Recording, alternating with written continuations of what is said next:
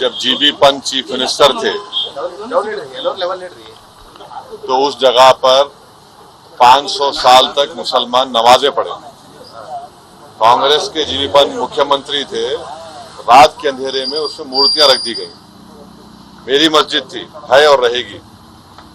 उन्होंने मूर्तियां नहीं निकाले और फिर वहां पे कलेक्टर थे जिनका नाम था नायर साहब मस्जिद बंद करा के वहां पर पूजा शुरू कर दिए और 1950s में नायर साहब जनसंघ के पहले मेंबर ऑफ पार्लियामेंट बने।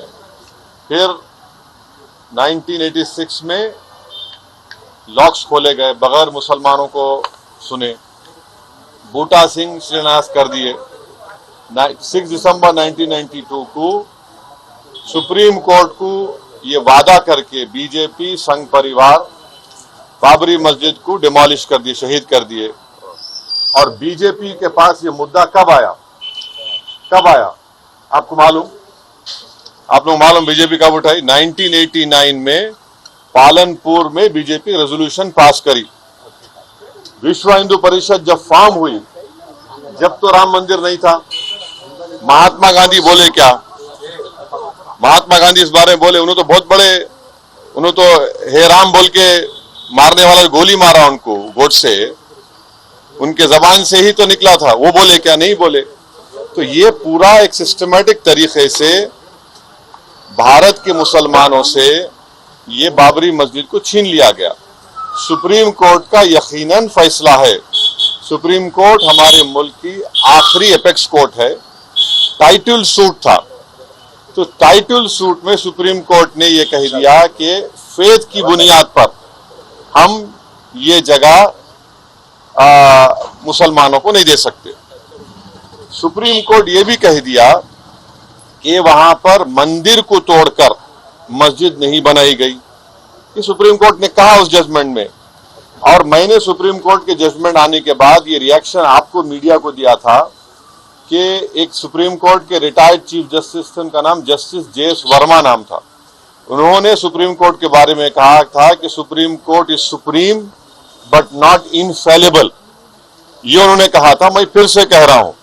और मैंने उस वक्त ये कहा था कि ये जजमेंट आने के बाद ऐसे कई मुद्दे खुल जाएंगे जिसको अंग्रेजी में बोलते हैं Pandora box will be open.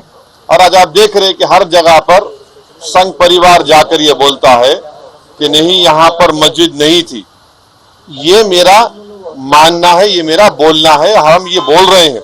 अगर जीबी पंत मूर्तियां हटा देते तो क्या आज ये दिन देखना पड़ता हमारे को? अगर 1986 में ताले नहीं खोले जाते तो क्या आज ये दिन आता?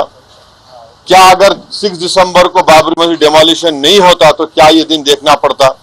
ये सवाल है हमारे, इसका जवाब कोई दे ही नहीं रहा है। और फिर ऊपर से जो अपने आप को सेकुलर बोलते हैं वो बोल रहे हैं कि दिल्ली का मुख्यमंत्री और जो अलायंस में है, हम हर ट्यूसडे को सूरजकंड पाठ और हनुमान चालीसा स्कूल में, गवर्नमेंट स्कूल में पढ़ाएंगे। गवर्नमेंट स्कूल का कोई रिलीजन होता है क्या? हाँ, अभी तो सबका झगड़ा चल रहा है। क्या झगड़ा है ये? झगड़ा क्या है? अगर मोदी नहीं रहते तो हम भी चले जाते। हम उन सबसे पूछ रहे कि बताओ, ये जो मैं बातें कर रहा हूं, 3 इंपॉर्टेंट इंसिडेंट्स बोल रहा हूं। जीबी पंत जब चीफ मिनिस्टर थे 1986, 6 दिसंबर 1992, इस पर क्या बोलना है आप लोगों का? बोलो। कोई नहीं बोलता। इसलिए नहीं बोलता क्योंकि सबको मेजॉरिटी कम्युनिटी के वोट्स को हासिल करने का झगड़ा है। और नरेंद्र मोदी ये काम करके मेजॉरिटी वोट्स को कंसोलिडेट करना चाहते हैं और इससे एक पैगाम दे रहे हैं भारत के मुसलमानों के कि आपका भारत की पॉलिटिक्स में आपका क्या मुकाम है, आपकी प्लेस क्या है, ये बताया जा रहा है।